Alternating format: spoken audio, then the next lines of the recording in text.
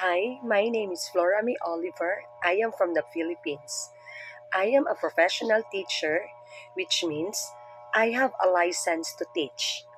I have majored in teaching in Tagalog for 6 years. And also, I graduated with master's degree in Filipino last 2022. Being a Filipino teacher, I apply the three domains: the cognitive, the psychomotor, and affective.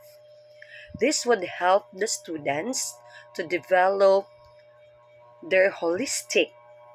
That's why in my activities, I make sure that I target the hands on, the minds on, and the hearts on activities that would help them to develop holistic development.